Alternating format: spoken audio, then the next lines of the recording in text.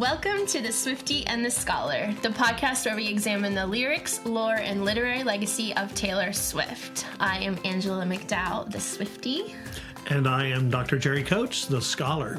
Hello. Hello, Angela. How you doing?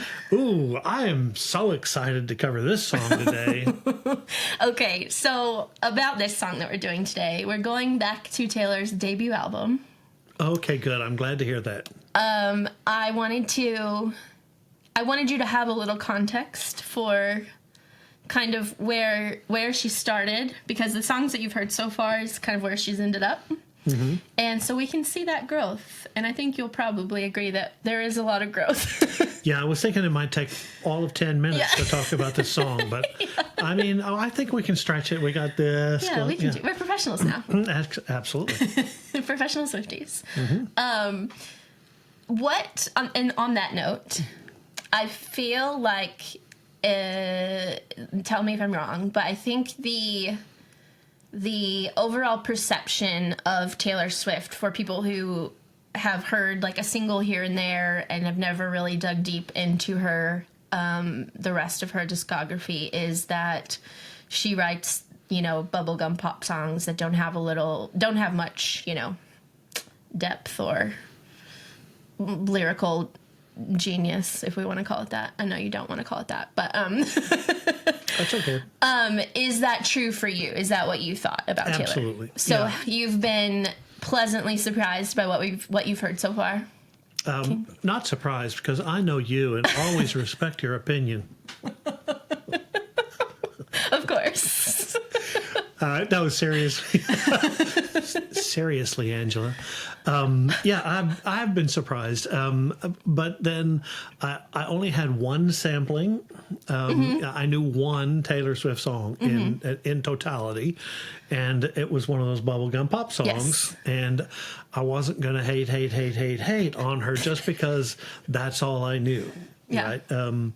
So I wasn't quite willing to call her Bob Dylan, but I was willing to, to think about it in terms of poetry. And so, we've found, we found tons of metaphor, simile, anaphora, personification, rhythmic pattern. Even this song has a couple of interesting moments. Okay. Her use of cliche, her deft conflation of multiple cliches at the same time, has made me understand that she's much more complex at writing lyrics than I had anticipated. Good. Not that I went in with a negative opinion. I really kind of went in with no opinion. Yeah. Right. Yeah.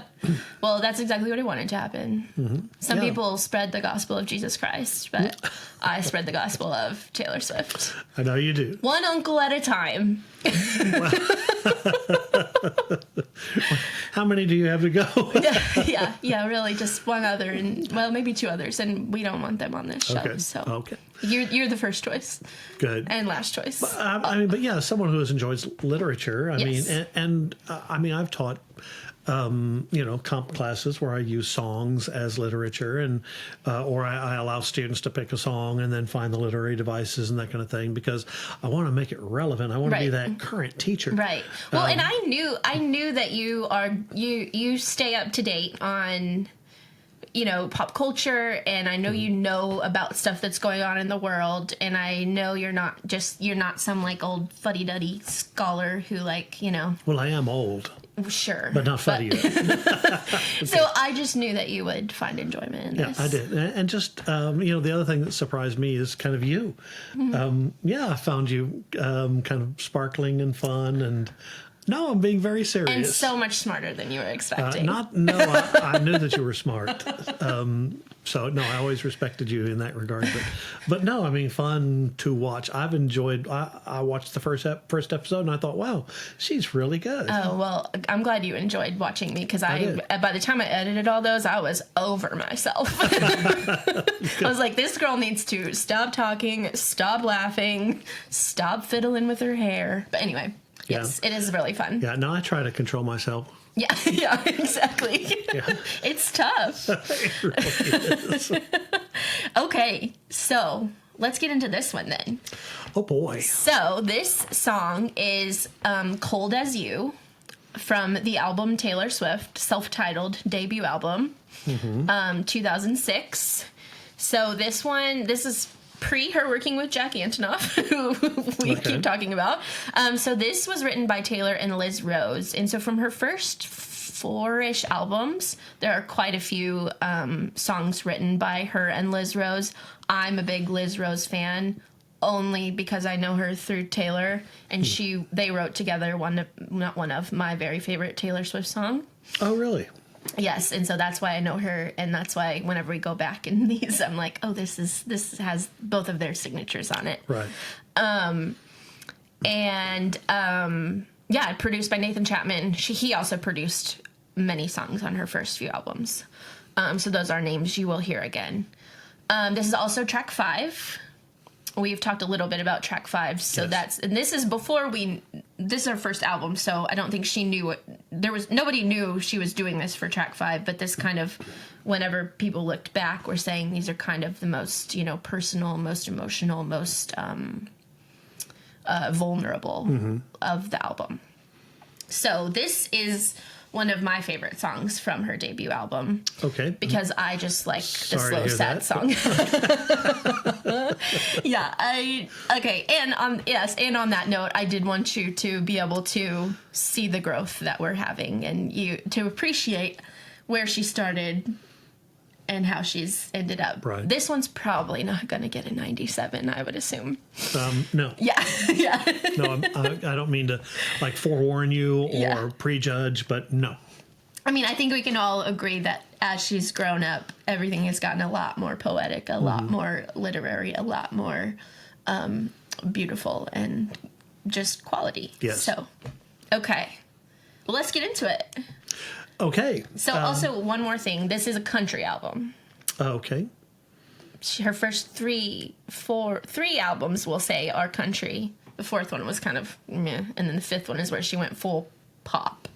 Okay. So this is firmly country, Nashville accent Taylor. Oh, okay. So when I hear it, is she really going to be... She's a little twangy. Oh, okay. Did she grow up in Nashville? No, she's from Pennsylvania, but she put on that country accent for these songs. She went full country. She did. Okay.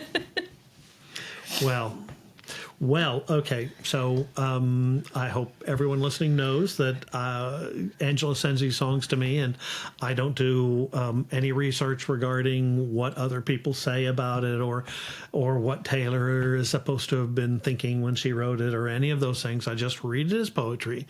And I have to admit that when I saw it, it said Cold as You, and just the album title's Taylor Swift and the date's 2006. And I did do enough mental calculation to realize, wow, that's 19 years ago. Yes. I'm thinking this must be a very early album. I didn't know that it was her first, but it was self-titled Taylor Swift, so I did wonder. Yeah. I didn't know it. And it struck me as, I'm not going to characterize it full juvenilia, Yes. but it struck me as lyrically less complex. Yes. Than the others. Yeah, this one we have to again put on our teen girl hat. Probably. Yeah. Okay, I'm going to find that one of these days. Probably, tucked in a deep drawer in the back closet. Yes. But I did go through it, and it's very short. Just so my job is all the more simple, which is great. I hope that I'm getting the same rate of pay. Yes, you are. Essentially nothing. But yes. Okay, so let's look at verse 1. Okay, let's do it. Okay. You have a way of coming easily to me, and I'm sorry I can't see the word coming. Okay, yes. Without wondering if there is a dual meaning here. But coming. She is a teen girl. She's a teen girl, so I'm thinking maybe she means arrive.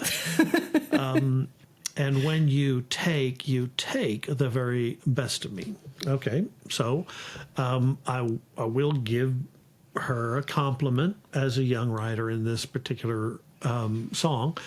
is she demonstrates a kind of a level of intentionality with her diction. Okay. Okay, so diction is simply word choice, and she uses the word take, and then she reiterates it after the break in the middle of the line, the caesura. She says take again. So, you know, I like it that it could also have a double meaning. You know, does she mean acquire, or does she mean like take leave? Because apparently he's walking out the door. When you take the very best of me. So I start a fight because I need to feel something. Okay, so she's combative just for the notice, right? Just to get some attention. Just to get some attention. And you do what you want because I'm not what you wanted. Okay, I like the play on words. That's kind of fun. What you want because I'm not what you wanted.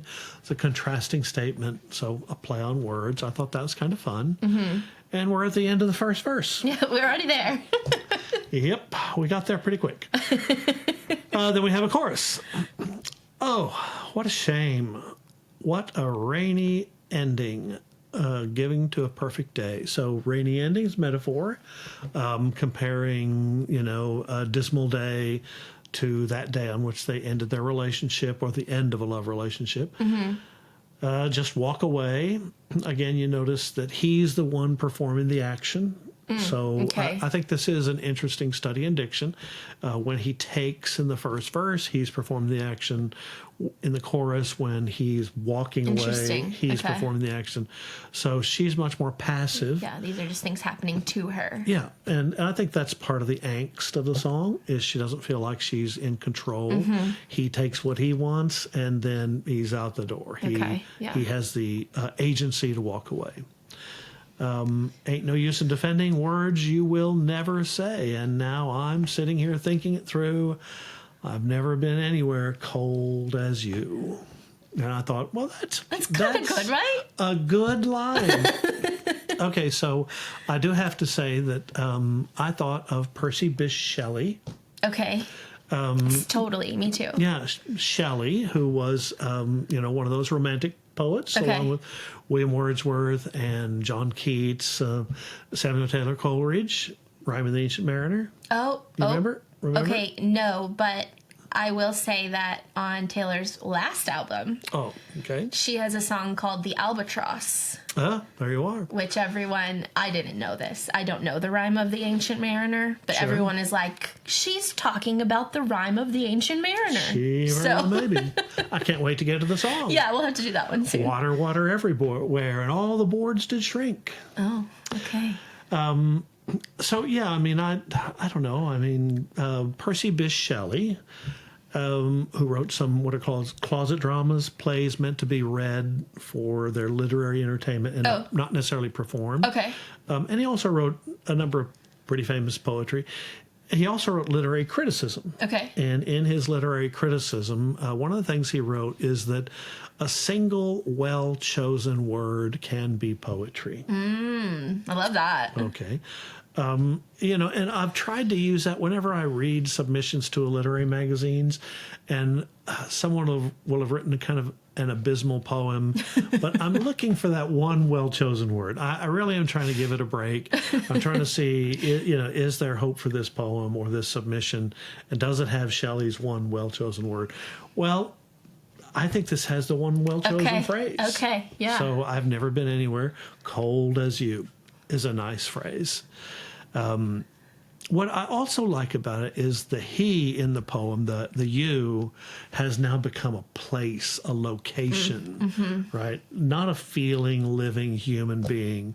So essentially she's kind of dehumanized him to being a thing, a place. Yeah, a place that's cold. That's right. Verse 2. Yes. You put up walls and paint them all a shade of gray. So with gray and shades of gray and just color in general, this is a thing that she has done throughout her entire career. Okay. Is using color, specifically grays and blues and reds and golds, you know. She has another song on the album Red where she says, well, actually, I don't even think it's her saying. I think it's Ed Sheeran is a collaborator on that song. And I think he says, oh, I can't even think of exactly how it is, but I had my walls up and they were blue, basically. Like, they were all painted a shade of gray. And so this calls to that to me. But yeah, lots of color imagery throughout her career. Well, I like the metaphor, right? That his resistance to their relationship is like a wall, and that it is painted with shades of gray. So nice metaphor. You notice the American spelling of the word gray. So the Brits tend to go with Grey. But that's okay. And this is a country song. It's American. She used the word cause, right, instead of because. Yes. So I stood there loving you and wished them all away. So, notice how she's inactive. She is standing and he is walking and taking, right? Yeah. So I like that. That, again, nice diction. And you come away, leaves, with a great little story. So now she's been reduced to just an anecdote, just something that he tells friends. Yeah, I once went with her. Of a mess of a dreamer with the nerve to adore you. So she thinks he's going to characterize her as a mess and as a dreamer. The dreamer's not bad. She had hopes and expectations for their relationship, but she's a mess. So this line, you come away with a great little story of a mess of a dreamer with the nerve to adore you. To this day, since my 19-year-old self heard this, like, I love this line. Oh, do you? Yeah. I think it just paints such a picture of these, like, teen relationships. And you get into them, and I'm not going to say it's always the girl in the relationship, but obviously Taylor's a girl and I'm a girl, so that's where we're coming from. But it's like you get in a relationship with someone that maybe you had a crush on, and you just like had them on this pedestal and you thought they were so great, and they're like, sure, yeah, I'll date you or whatever. Right. And then, they all of a sudden end it or something, and it's like you just become this like pest that, you had all these like hopes for us, but I was just killing time, dating you when I was 15 or whatever. Yeah. And you like, with the nerve to adore you, that just has stuck in my head for so long, because like, why would you even like me this much? How could you even think that I would like you that much? Like, you're just a little nobody, Yeah. Oh, that's nice. Yeah. Yeah, I can see why you like that. Yeah. I don't have an inner 19-year-old girl, so I think you do, though. Oh, maybe so. I've got way too many women in my life. You do. So, I know. Then we go to the second chorus. Oh, what a shame. What a rainy ending. Give it to a perfect day. Just walk away. Pretty much the same as the exactly the same. Yeah. No changes here. Yep. And then we go to the bridge. Yes. Ooh, she cusses. Wow. Oh, no. She's a hard-hitting songwriter. You never did give a damn thing, honey, but I cried for you. Shades of, I don't know, Hank Williams. Oh, okay, yeah. I cried for you. Can't wait to hear how she sings it. And I know you wouldn't have told nobody. We're not going to use appropriate grammar because it's a country song. If I died for you, died for you. And then the chorus is just the same. No, this one's a little different. Oh, is it? I'm sorry. Yeah. Okay, yeah. Oh, what a shame. What a rainy ending. Perfect day. Oh, every smile you fake is so condescending. Oh, he's a fake. Uh-huh. Yep. Counting all the scars you made. I'm sitting here thinking it through. Never got anywhere cold as you. Yeah. Ooh. So another lyric parallel. I know you wouldn't have told nobody if I died for you. Mm-hmm. From Folklore, there is a song called Peace. And in that song, she says, all these people think love's for show, but I would die for you in secret. Like, everyone thinks that her relationships are all fake, and she's just doing it for the songs and for the PR and for the art of it. So it's not I would die for you. No. No. What? Prince. Oh.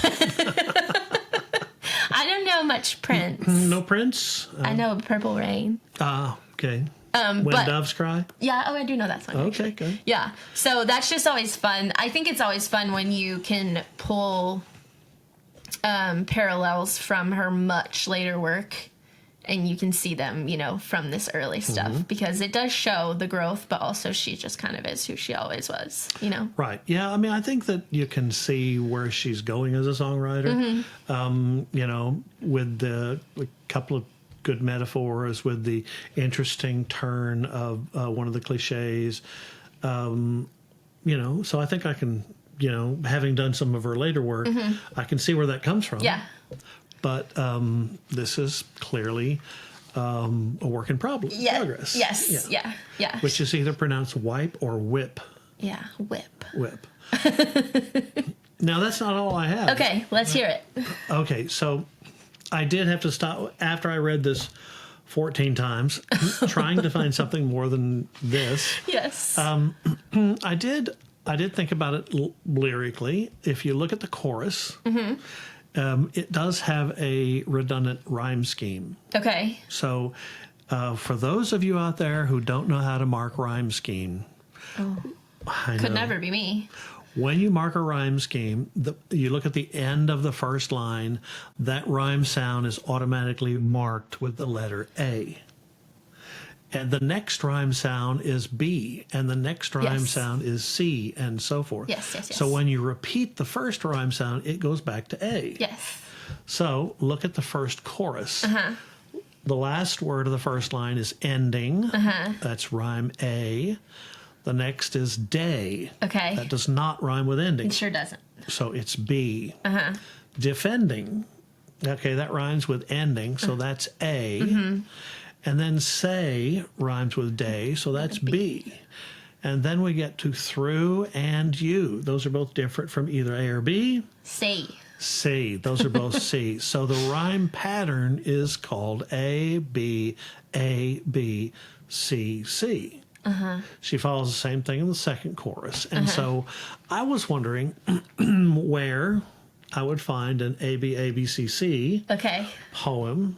And so one of the things I did was I went to the Victorian Periodical Review. Oh, yeah. Me too.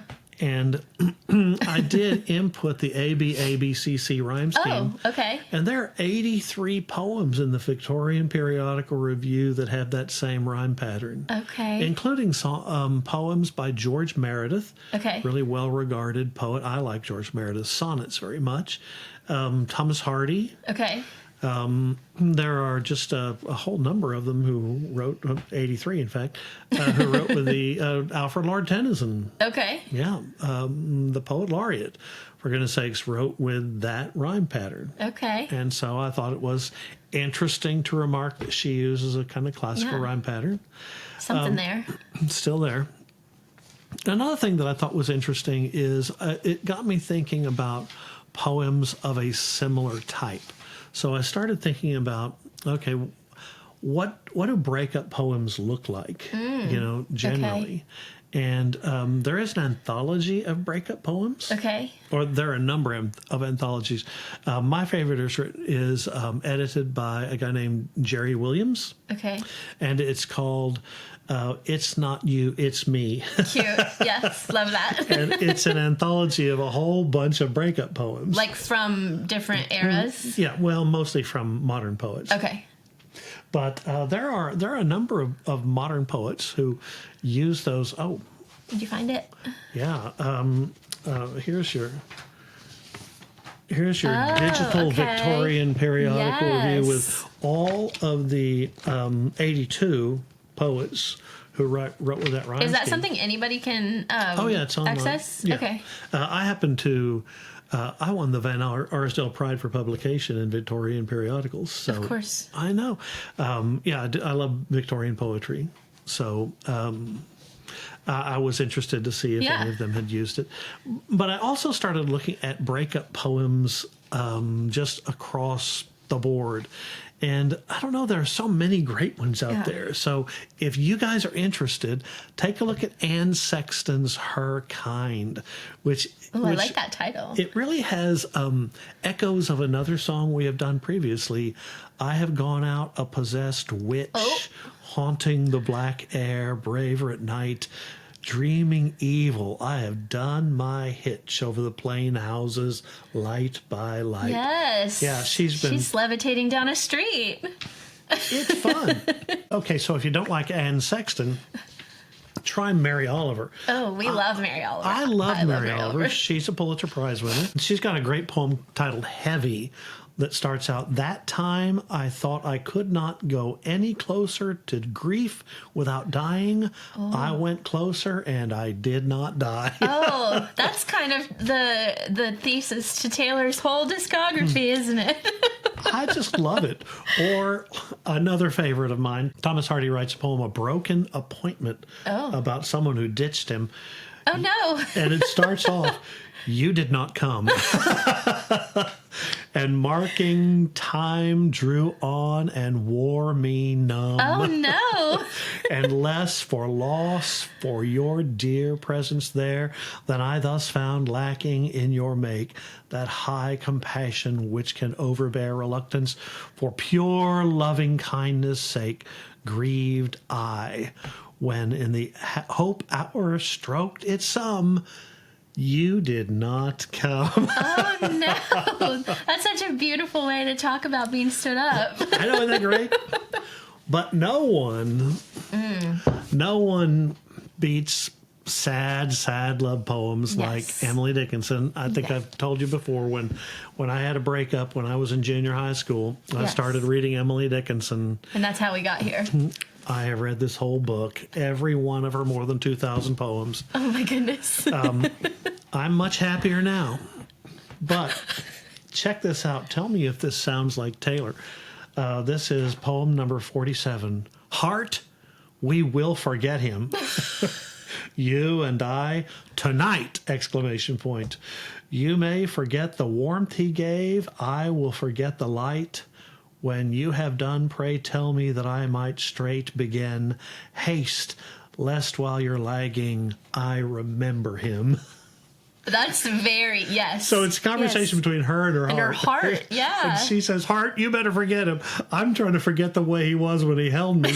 You better forget the way he supported you emotionally. And you better hurry up and do it because I'm thinking about him again. Oh, my goodness. Isn't that great? I love that, like, when was Emily Dickinson, when was she writing? In the 1800s? late 1800s, late 1800s. You know, they went into her house and found this roll-top desk with all these poems wrapped up in little envelopes and tied up with ribbons, and that's where we get Emily Dickinson. How fun! Like the concept of love and loss and heartbreak just doesn't change throughout time. It does not change. Okay, I've got to read one more. Okay, yes, because it's my favorite. Okay. This is. So I still love Emily Dickinson. I just don't have as much pain. Right. Number 245. I held a jewel in my fingers. Oh, we gather stones. Right. And the jewel is like that relationship. That perfect thing of beauty. And went to sleep. The day was warm and winds were prosy. I said, 'twill keep. So that jewel, it'll stay there. Okay. She takes a little nap. I woke and chid my honest fingers. The gem was gone. And now an amethyst remembrance is all I own. Wow. Just so good. I love that line. Amethyst remembrance. The amethyst remembrance is all I own. The only thing she has in her hand now is just the memory of the stone. That perfect stone. Oh, so beautiful. They are beautiful, and I'm going to say, Cold As You Are may not be as great as some of these, but they have that same sympathetic feeling. Mm-hmm. I think that in our lives we've all had romantic loss. Yes. Really? No. Not me. Never.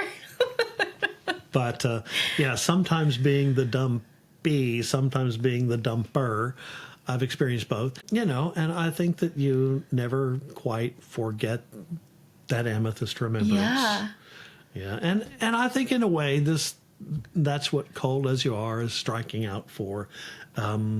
She remembers that she's never been anywhere as cold as him. And that's the sadness of it, that he put up walls all painted gray, and she wanted more. Yeah. So, yeah, a little Emily Dickinson. Yeah, that's fun. I think so. It's, I guess I was willing to forgive the poem for the earnestness of its emotion. It is. She is nothing if not earnest. So you taught, early in your career, you taught high schoolers, and then the later part of your career was college students. Mm-hmm. Right. So she would be high school age when she wrote this. Right. Oh, yeah. As a high school writer, I know where you're going. Go ahead. Yeah. So I'm just wondering, like, when you put it into that context, how old was Emily Dickinson when she was writing? Because she was, do we know, ish? Gosh, I don't know. Like I said, she wrote more than 2,000 They were all poems over her whole life, probably. throughout her life. So. Yeah, I'm just wondering, like, when you think of it through that teenager lens and somebody who's just learning her art and, trying to figure out who she's going to be as an artist, I think when you look at it through that lens, it might help the context of it a little bit. So, like, when you're having, your high school students or your college students write things for you, like, where would you put this in line with those kids? Yeah, I would say that, I used to have an assignment, a series of assignments where I would teach British literature and I would have students mimic poetry of different time periods so they could do it. Sometimes it was an assignment, sometimes it was an extra credit, where if they wanted to try to write a metaphysical poem or a courtly love poem, do your best to try to make it a sonnet and make it iambic pentameter. Okay, that's fun. Right. Yeah, I would say this is really good. Okay, yeah. As student work goes, this is very good. Yeah. Yeah, thank you. That's a good question. Yeah, yeah. I just because now the stuff that up until this song, the stuff that we've covered so far is all like when she was 30 and above. So that was fully an adult. She knows who she is as an artist. But I think in this one, she's just trying to figure out who she is as an artist. Right. Well, and I hope you don't think it's unfair that I'm not comparing her to Emily Dickinson. No one wants that comparative. Yeah. But still, like there's but the sentiment and the attempt, the direction of the poem is similar, and she does some very good things. Like I said, this is a study in diction. Yes, I think she does a really nice job of choosing her verbs. Yeah, and there are some elements. The sustain, that's what you call a 6-line poem that rhymes A, B, A, B, C, C. Oh, okay, sustain. A sustain was well executed in the first 2 choruses. She's clearly working with a little rhythm, a little rhyme, a few literary devices. When I compare that to students I've had, that's real solid college level work. Yeah, okay, fair enough. So yeah, if she was younger than that, this would be solid work. Yeah, I don't know exactly when she wrote this, but I would assume she was probably 14 or 15. Oh, so wow. Yeah. Yeah. Because I think that album came out when she was 16, I think. I will say, I'll say one more thing, that when I do look at submissions for a literary magazine and I read poetry, that students submit 3 primary types of poetry. Okay. They submit confessional poetry about their own lives and how sad they are. Mm-hmm. They submit poetry about love, or they submit poetry about God. Okay, yeah. Those are the big 3. Okay. Right? Me, us, God. Yeah, and him. Capital H. Right, I capital am, H. to pull from your Lady Gaga. So I remember one time when a student gave me a love poem, and it was bad. It really it did not work. It was poorly written with forced rhyme, and I read through and I felt the earnestness of it. Mm-hmm. And I told him I wanted to talk with him. It was a submission for the literary magazine, and we were not going to accept it. The student editor said no right away, but I cleared everything that was a no. And so I met with a student who had written it, and I said, so we're not going to accept this, but I do want to tell you that I really like the earnestness and the expression of love that I read in these words. That's nice. And I asked him, did you give it to her? And he said, yes. And I said, what did she think of it? And he smiled and he said, she thought it was the best poem she'd ever read. And I said, let me tell you, then this poem wasn't written for me. Yeah, this is not for the magazine. This is not for me. That was for her. It was clearly for her. That's so cute. Yeah, and sometimes poetry's just not meant for me or us. It's meant for the poet, or it's meant for someone else. Yeah. And that's okay too. Yeah, that's a good lesson, actually. Yeah. I thought so. I mean, Yeah. A good lesson for me as a reader. Yeah, for sure. Okay. Okay, let's listen. Let's. Okay, we're actually two again for you to watch. Oh, boy. So we have the album version, and then again, Eras Tour. This was the surprise song in one of the nights in Houston on the piano. So we will hear it in Taylor's like baby voice, when she was so young, and then we'll hear it in her adult voice Okay. live. Okay, I'm anxious for the baby voice. Yes, she sounds very young, so prepare yourself for that. Okay, we will be right back. Okay, thoughts on that tiny voice, Taylor?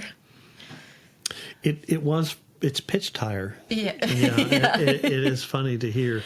And when in the very first line, coming easily to me, she gets all cute. Yeah, to me. I know, it sounds like Betty Boop or something. I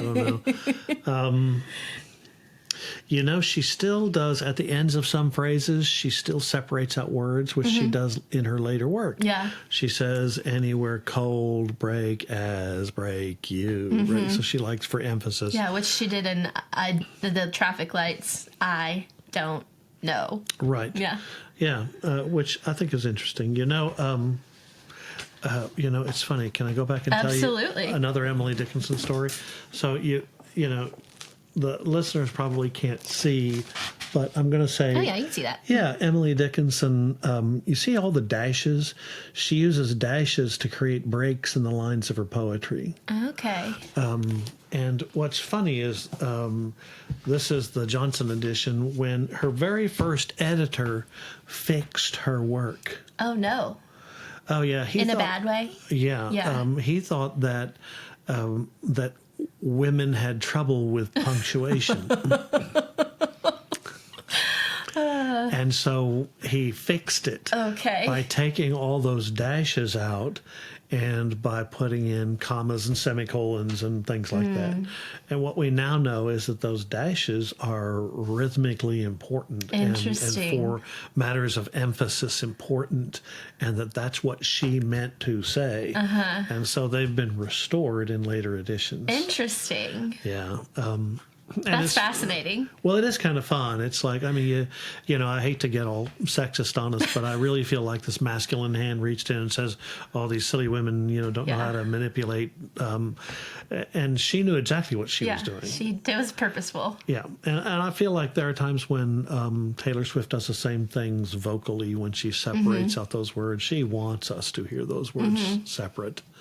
But, kind of fun. Yeah, okay. So we're going to watch the Eras Tour performance, one of the surprise songs. But on that note, so we've talked about Taylor's master's situation. And so she was in the process of re-recording her first 6 albums. And so we got 4 of them. Oh. And those became Fearless, Taylor's version, Red, Taylor's version, I love it that they're labeled Taylor's version. Yes, 1989 Taylor's version and Speak Now Taylor's version. So we all assumed we would get all 6, but in that process, she was able to purchase her masters back. So their last 2 remaining were this album, Taylor Swift, and then Reputation. So we don't have Reputation Taylor's version, and we don't have Taylor Swift Taylor's version. But when she told us that she bought the masters, she said that I have the debut album. I have that completely re-recorded. Okay. It's done. Reputation, she said, not done. But she has this album done. And she said I'll release it if that's something y'all be interested in, which means it will come out, because obviously we're interested. Oh, no, Taylor fans, they don't, I'm sorry, Swifties, they don't need that. Yeah. So the big assumption, which we shouldn't make assumptions because she completely surprises us at all times, but the assumption is that it will come out next year on the 20th anniversary of this album in 2026, and she'll release it all for us. And I say all of that because I love these songs, but knowing where she is now vocally makes those earlier ones a little harder to listen to because her voice just wasn't as strong then. And so I'm very excited to hear some of these songs in her grown-up voice. And that is what we did get a little sneak peek of that with her doing some of these songs as surprise songs throughout the Eras tour. So we are now going to hear this with her adult voice. I can't wait to be surprised. Yeah. Okay, so let's go find that. I think it's right here, and we will be right back. Okay, we're back. Thoughts on the performance as compared to the album version? It was so much different. Yeah. I mean, vocally lower, pitched lower, much more somber in the beginning. There's a real tone of adult sadness. Yes. She still had that separation of Cold as You. I love the repeated chorus. The ooh, ooh at the end of the chorus, which sounded juvenile. In the album version was almost a wail at the end. I mean, just a quiet, sad cry. Yeah. And a little angry with the ending to should have been an ending to A Perfect Day. Yeah, she did have a lot of anger in her voice in there. Yeah, there's just much different, much more. I'm stating the obvious, but it's a much more mature rendering of the song. Yeah. I like it much better this way. I will say that before this tour date, just like 3 weeks before, we did find out that her almost 7-year-long relationship had ended. So I think she really was in actual adult pain singing that. Oh, that's interesting. Yeah, so I think what you're hearing in that is legit what she was feeling at the moment. Well, yeah. It's funny how the chorus works for me now when she sang it like that. The sustain, I like the rhyming element. It feels less like free verse than I feel a lot in her songs. Interesting. Yeah. Okay. Yeah. All right. Okay, let's grade it. Okay, that's going to be hard because I'm kind of. I still don't think it's as strong as a poem, but it's impactful as a song. The way she sang it. Yeah, that's interesting. Yeah, that's something that I hadn't really thought of yet. That we might encounter a few times in this is that the song makes it stronger. Actually hearing the song makes it stronger for you. Yeah. Yeah, I keep sitting here looking at, saying, well, surely there's something in this. And I keep going, nope, no, not a lot. Not a lot. but the performance makes it, she's an artist. What are you going to say? Yeah, exactly. Right? She knows what she's doing. Yeah, she can take kind of just all right work and make it sound lovely. Yes. Okay, so for the grades, we have 5. So maybe one of these will be really high, and then the rest can be kind of low. Okay, so we have 5 categories on the grade for the grade, and the first is lyrical strength. Lyrical strength, 83. Okay. Narrative and structure. Well, it's so short. The verses are quatrains. They're 4 lines long. It's nice. It's hard because I want to grade it like an adult poet, but if I were grading it as a student work, I think I would give it a low A. But as an adult poet, I think I would give it a low B. Okay. So I'm going to say 84. Okay. Production and atmosphere. So is this her performance? Yeah, we can do anything we've seen here today. Okay, if I'm going to go by the performance on that tour, I thought that was absolutely beautiful. Me too. So I'm going to say 97. Okay, I could hear that again right now. Okay, well we can run it back. You can arrange that. Okay, lore and literary references. Not a lot here. Not a lot here. Maybe 81. Okay. Yeah. And emotional impact. You know, the song as a poem itself, when I read it, you know, I mean, it's probably wrong to say Emily Dickinson when I think of the amethyst remembrance in my hand. That's beautiful. That's beautiful. That's a sustaining note of sadness. And this is not. Yeah, it's less than It's that. an 81. Okay, Yeah. fair. Okay, and that gives us an 85. That's honestly not that bad. Well, it's the performance as an adult yeah. on the Eras tour that makes it go. Yeah, that really pulled us up. Otherwise, it would have been about a B-, which is probably about what this is. Yeah, and I think, honestly, that there's not I don't think you could really argue that from when she was, 16 to when she was 35, that she went from a B to an A, Right. You know what I mean? Like, Oh, yeah. So I think that's perfectly fair. Yeah. You know, I'm going to say a lot of writers have written juvenilia. You know, like they're not all John Keats, who as a late teen is turning out master gems of poetry, right? Some of them are Jane Austen, and Jane Austen obviously is cranking out really terrific works, but some of her short stories that are her true juvenilia, things that she wrote as a young person, they're hard to work. Yeah. You know. Yeah. And she tried writing a play, and it's a little hard to look at. So Yeah, you got to learn your craft. you do, and a lot of it is by experiment and practice. And I think she's much more practiced than this now. Yes, for sure. Yeah. Okay, fun. I'm so glad you did it. We got to do a debut one. So I think in the coming weeks we're gonna do a few more of her older stuff, older works, because I do think it's fun to have that context, so you can kind of see the growth. Yeah, I really thank you for that. I enjoyed seeing something from a young artist. Yeah, right? yeah, fun. Okay, any other thoughts? I don't think so. I'm looking forward to next week. Yes. Okay, so make sure you're subscribed everywhere. Apple Podcasts, YouTube, Spotify. Also, loving all of the comments, so please keep those coming. That has been very fun for me this last few weeks. So please keep those coming. You can make sure you stay up to date on Instagram and TikTok at Swiftie Scholar Pod. I am at Angela Wyatt on Instagram, and Uncle Jerry will be right here next week. reading my Emily Dickinson. Yes, putting on his teen girl hat and reading Emily Dickinson. That's right. Okay, we will be back next week with another song. Thank ya. Thank you. Bye.